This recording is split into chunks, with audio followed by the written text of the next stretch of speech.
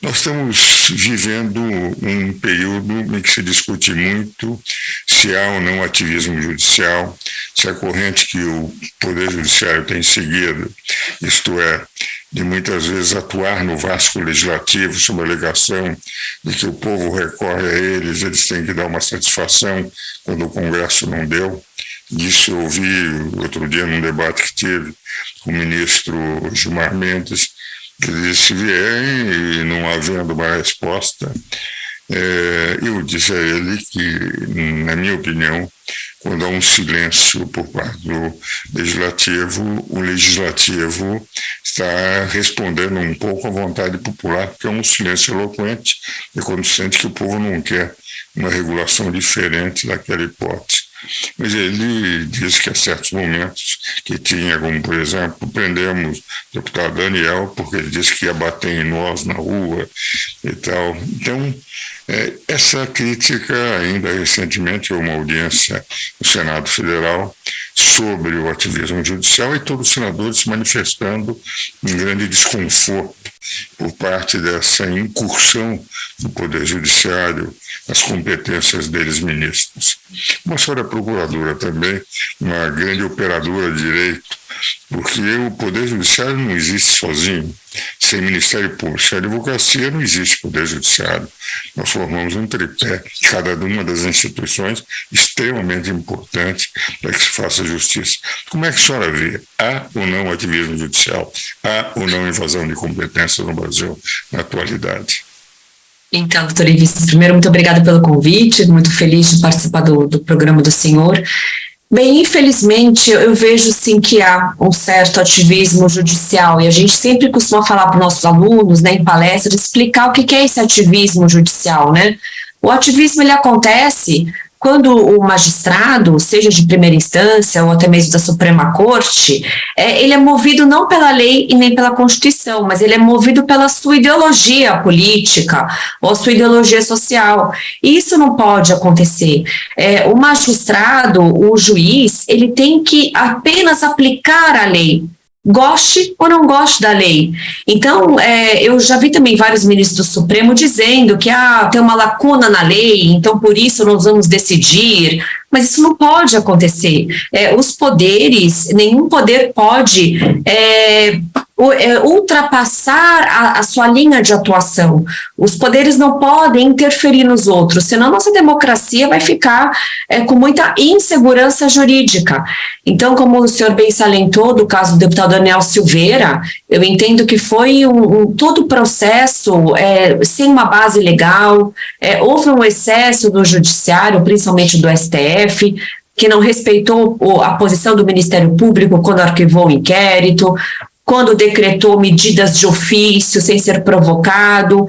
Então, eu vejo sim que, infelizmente, está havendo um ativismo judicial, principalmente pela Suprema Corte, né, e todo o respeito que nós temos ao STF, a todos os ministros, né, e isso é muito ruim porque causa a insegurança jurídica e que coloca toda a sociedade numa situação de insegurança e de descrença no sistema. Aliás, também estou plenamente de acordo, assinaria no que disse minha cara amiga, procuradora Melon, inteiramente, porque, de rigor, eu sinto esse ativismo. E é dentro dessa linha que me preocupa também a colocação do Supremo em relação ao Ministério Público. Ultimamente, o Supremo muitas vezes investiga, acusa e julga.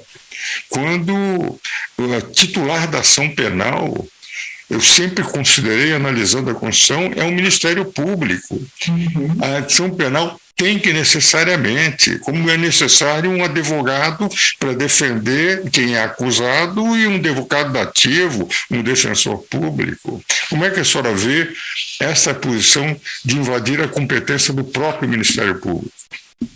Exatamente.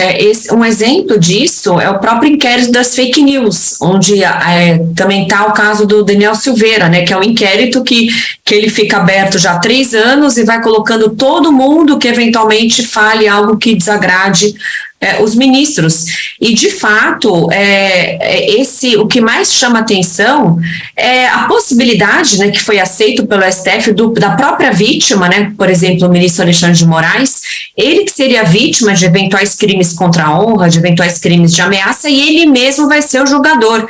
Então, temos na mesma pessoa a figura da vítima, do investigador, e depois do julgador. Isso não pode acontecer, isso viola. E a denúncia é feita por ele, porque o Ministério Público, praticamente está investigando e acusando e julgando, não é? Exatamente. O Ministério Público. Não é? Exatamente, algumas prisões foram decretadas de ofício, né? E isso não existe. O juiz não pode decretar de ofício uma prisão preventiva, ele tem que ser demandado, seja pela polícia, seja pelo Ministério Público. Então, o próprio ex-ministro Marco Aurélio chamou o ministro Alexandre de Moraes de xerife, né? Porque ele estaria utilizando funções do Ministério Público de investigar. Né? E até mesmo quando a ex-procuradora-geral promoveu o arquivamento deste inquérito, foi desrespeitada a atribuição do Ministério Público, porque a última palavra do arquivamento é do Ministério Público Federal. E outras situações também, por exemplo, quando é encaminhada alguma investigação para o Procurador-Geral, a ministra Rosa Weber, acho que também a ministra Carmen Lúcia, pede para o Procurador-Geral se manifestar em 10 dias. Veja, quando ele recebe autos de uma investigação, ele não tem que prestar contas para o Supremo em 10 dias. Ele tem que exercer a função dele de analisar aqueles documentos, né? Aconteceu na CPI também, quando a CPI da Covid encaminhou os relatórios finais. Ele é um só, o procurador-geral, então ele tem que se debruçar, ele tem que estudar, e no tempo dele ele vai analisar. Então, volto a falar como é muito importante respeitar Montesquieu e respeitar a tripartição dos poderes, e outras entidades que não fazem parte de nenhum poder, como o Ministério Público, como a advocacia, tem que ser respeitado, né? Não se pode negar a vista de uma investigação para os advogados, né? Então, a pessoa intimada para depor no inquérito das fake news, a pessoa não sabe se vai depor como vítima, como testemunha ou como investigado, muda completamente de figura. Se ela é investigada, ela tem o direito constitucional de permanecer calada, ela não precisa falar. Se ela é testemunha, ela tem que falar, senão ela vai responder por falso testemunho. E como que um advogado não tem acesso à investigação?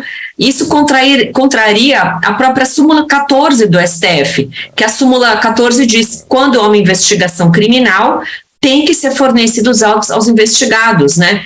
Então, infelizmente, nós estamos vivendo um momento muito difícil, né, professor, que a gente não consegue ver o que poderia ser feito, né, para resolver essa questão toda, né? Eu agradeço muito, aliás, essa posição também é minha, o que vai dizer, assino as suas manifestações por inteiro. Em gênero, no meu caso, estou de acordo.